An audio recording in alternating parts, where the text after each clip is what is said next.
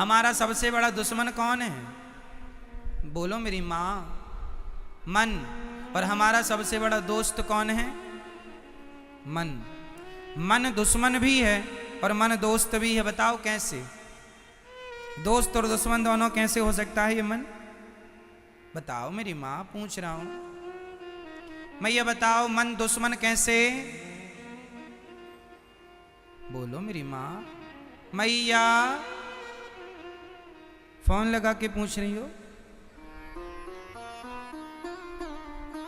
कौन बनेगा करोड़पति में? ये भी ऑप्शन रहता, फोन लगा के पूछना।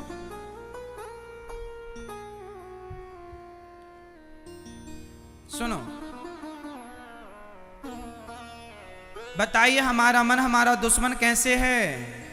मन हमारी नहीं मानता, मन हमेशा हमें परेशान करता है, मन हमेशा हमें गलत जगह पर ले जाता है। इसलिए मन हमारा कौन है?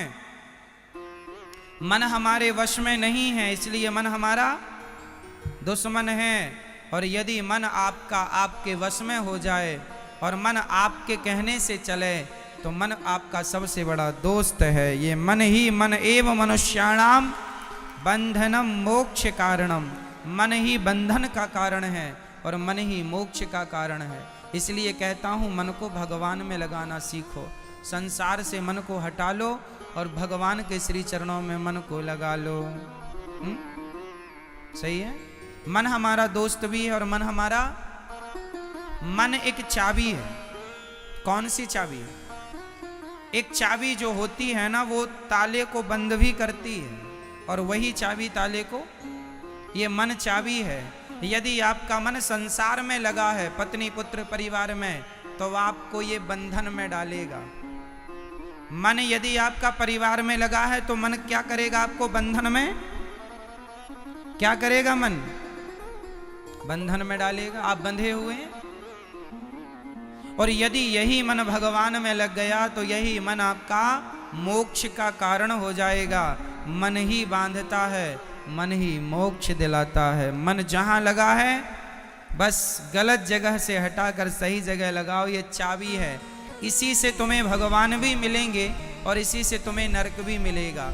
मन से ही तुम्हें स्वर्ग मिलेगा और मन से ही तुम्हें नरक मिलेगा। कहाँ जाना है मैया? संसार में मन लगाओगी, पति पुत्र परिवार में, तो कहाँ जाओगी मैया? बताओ। पोता पोती नाती पैसा परिवार में मन लगाओगी तो कहाँ जाओगी? जोर से मैया। ओ मेरी माँ बता दो ना मैया, कहाँ जाओगी? कहाँ कहाँ? नरक में जाओगी। क्या कब जाओगी नरक में? जब आपका मन कहाँ लगेगा?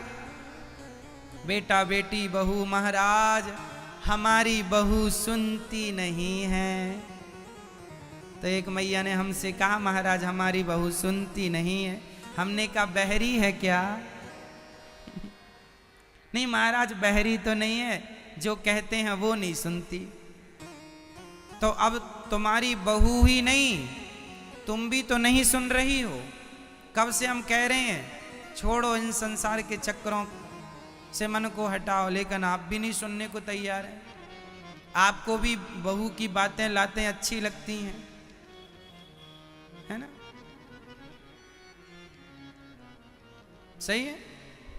तुम्हारा भी तो मोह ज्यादा है। भले लात मारे पर बहू, भले लात मारे पर पोता, भले लात मारे पर मेरा बेटा, भले लात मार रहा पर छूटता नहीं है तुमसे। तुमसे अच्छा तो विभीषण ही था, लात खा के तो सुधर गया। तुम तो लातों से भी नहीं सुधर रहे हो। अच्छा वो विभीषण था, एक ही लात में सुधर गया, सीधा दौड़ा गया राम जी की शरण में। लात मारा ना भाई ने, ले लात। और आप लोग खूब खा खा के लाते फिर भी नहीं। विभीषण तो बन जाओ कम से कम मैया। तो आपका मन आपको कहां ले जाएगा मैया? बता दो कहां ले जाएगा? नरक ले जाएगा। तो आप जाने को तैयार हो नरक मैया? जाओगी? मैया कह रही है जहां बुलाएंगे भगवान, भगवान तो सब जगह बुलाने को तैयार है। तुम ही तैयारी कर रही हो नरक की, अब नरक वाली बस में बैठोगी तो नरक ही जाओगी। भाई एक ट्रेन दिल्ली जा रही है, एक ट्रेन मुंबई जा रही है, आपको ही डिसाइड करना पड़ेगा कि दिल्ली वाली में बैठना है कि मुंबई वाली में। अब आप स्टेशन जाएं, टिकट वाले भैया से कहें भैया टिकट दे दो, तो टिकट वाला ये जरूर पूछता है कहाँ की दूं। अब आप कहो कहीं की भी दे दे, जो तेरा मन दे दे। ऐसा थोड़ी होता, आपको डिसाइड करना पड़ेगा कि हमें जाना कहाँ है। क्यों मैया, हमें डिसाइड करना पड़ेगा ना कि हमें स्वर्ग वाली ट्रेन में बैठना है कि नरक वाली। तो आपको टिकट कटाते समय पूछेगा ना कहाँ की दे दूं, तो आप लोग कहाँ की लोगी, नरक की स्वर्ग की कि भगवान के चरणों की। मैया कह रही हैं जहां की मिल जाएगी हम तो वहीं की ले लेंगे। हमें तो बस कहीं की भी मिल जाए महाराज, सब जगह तैयार है। एक राजस्थान की एक कथा एक संत जी सुना रहे थे, सुन लो। इस कथा से वो कथा याद आ गई, बहुत पहले हमने सुनी थी किसी महापुरुष के मुख से। राजस्थान का कोई गांव में बिल्कुल शुद्ध गांव में तो अब जानते हैं, बूढ़ी सी बूढ़ी एक लगभग 100 साल की माता थी। तो गांव में एक साधु आए, तो साधुओं से लोगों ने कहा कि हमारे गांव में सबसे बुजुर्ग माता है, चलो महाराज आप उसे दर्शन दे दो, बहुत बूढ़ी है वो तो आ नहीं सकती, आप चलो। तो साधु जी गए, तो बूढ़ी मैया ने कहा आओ महाराज थारे चरण छू लूं। संत जी ने कहा अरे मैया आप काहे चरण छू रही हो, आप तो बूढ़ी माँ हो। महाराज कहाँ है आपके खुर। मैया बोली महाराज कहाँ है आपके खुर। खुर तो छू लूं। तो किसी ने कहा क्यों साधु संतों को तुम खुर खुर कर रही हो, है? तो किसी ने कहा नरक जाएगी बुढ़िया, ऐसे ना बोल।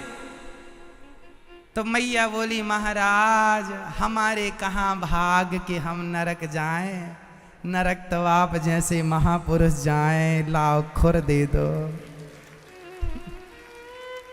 हमारे कहाँ भाग के हम नरक जाएं। उस माँ को ये भी नहीं पता था नरक क्या है, और वो कहे हमारे कहाँ भाग्य कि हम नरक जाएं, लाओ खुर दो महाराज। खुर जानते हैं मैया?